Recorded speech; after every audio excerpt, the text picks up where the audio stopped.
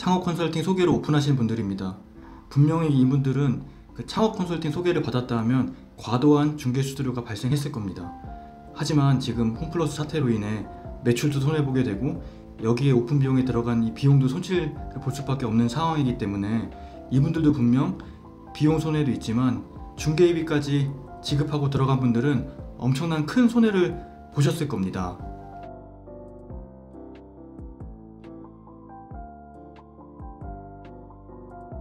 그 대형 3사 마트 내 임대 매장들은 기본적으로 세 가지 형태로 임대료를 지급을 하고 있습니다. 첫 번째 다 아시다시피 월세 고정형 형태가 있고요. 두 번째로는 총 매출액의 10에서 12%를 지급하는 수수료예요. 예를 들어 월 매출이 2천이다 그러면 10%로 계산했을 때 200만 원이 이제 월세가 되는 겁니다. 세 번째는 2번과 같은 내용인데 조금 다른 점은 거기에서 발생되는 뭐 카드 수수료, 이제 수도세, 관리비 이런 거 다 포함돼서 그냥 매출액의 20에서 22%를 마트에게 지급하는 형태입니다. 크게 세 가지로 나눠져 있는데 대다수 푸드코트 매장들은 3번으로 진행하고 있습니다.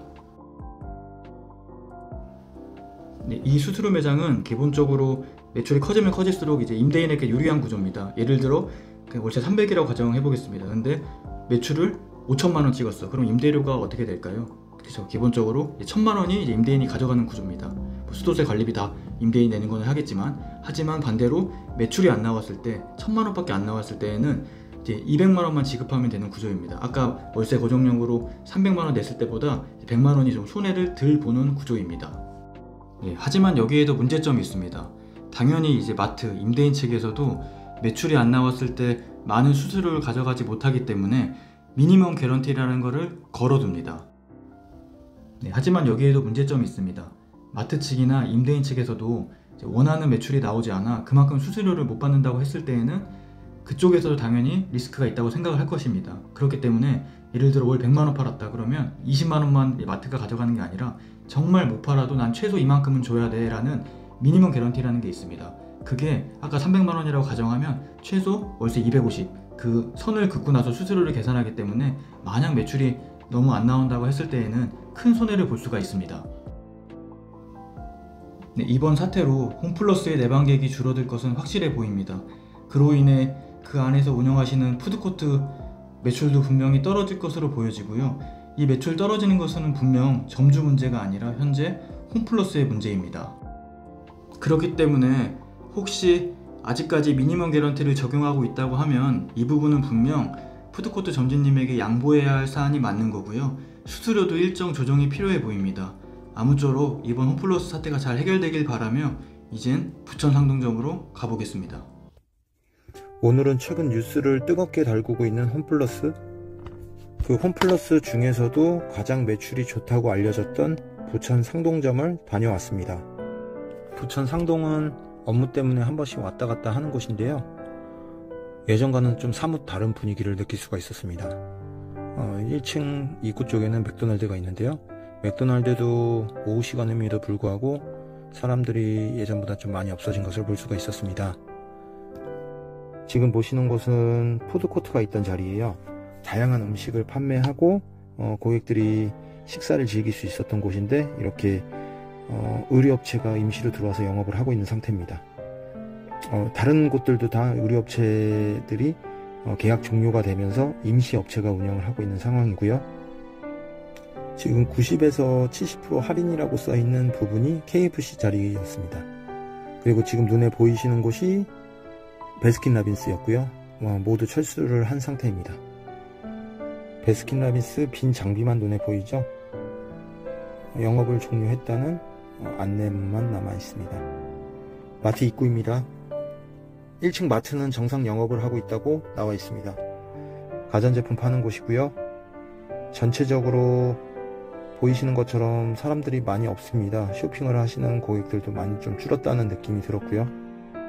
제가 알던 부천 상동점이 맞나 하는 생각이 들 정도로 좀 한산한 느낌이었습니다. 사람들이 많이 없죠? 원래는 카트를 끌고 다니는 사람들 때문에 요리조리 피해 다녀야 되는 상황들이 많이 있었는데 지금 보시는 것처럼 여유롭게 걸어 다닐 수 있는 상황입니다. 방향제 존인데요. 페브리즈가 납품이 안 돼서 결품이 나 있는 것을 볼 수가 있었습니다. 전반적으로 제품이 뻥뻥 뚫린 것은 아닌데요. 납품이 안 되다 보니 조금씩 결품이 나 있는 상태를 볼 수가 있었습니다. 아직까지는 크게 눈에 띌 정도로 문제가 있어 보이진 않았습니다. 아무래도 비식품의 경우에는 식품보다 회전율이 떨어지다 보니 눈에 띌 정도의 결품이 있어 보이진 않았습니다. 즉석 조리 식품의 경우 직원들이 정상적으로 제조를 해서 판매를 하고 있는 상황이었습니다. 그날 판매를 하다 보니 진열 자체도 풍성하게 되어 있는 것을 볼 수가 있었습니다. 먹음직스럽네요.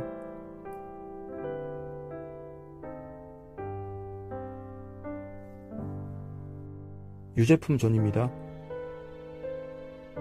일부 브랜드가 납품이 안 돼서 결품이 좀 많이 발생된 것을 볼 수가 있었습니다. 하단부도 다 비어있죠.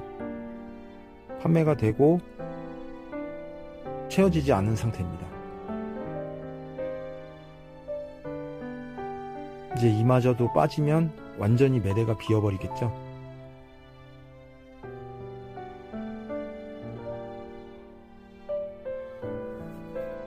라면존입니다. 라면존 역시도 일부 브랜드가 납품이 안 되다 보니 곳곳에 결품이 나 있는 것을 볼 수가 있었습니다. 티슈의 경우도 마찬가지입니다. 일부 브랜드가 납품이 안 되고 있어 판매가 된 이후 채워지지 않는 모습을 볼 수가 있습니다. 원 플러스 원의 경우에는 회전이 빠르기 때문에 더더욱 그렇겠죠.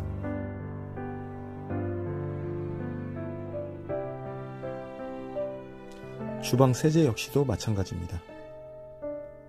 일부 품목이 비어있죠. 아예 없는 경우도 있었고요.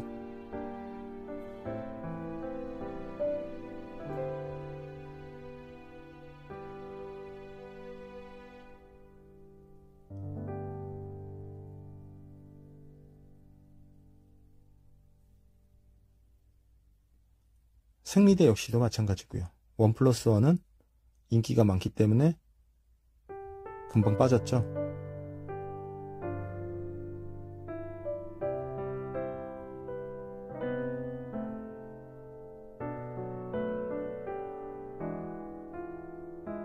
계산대를 한번 볼게요. 무인 계산대의 경우 사람이 별로 없죠. 바로 결제가 가능할 정도입니다.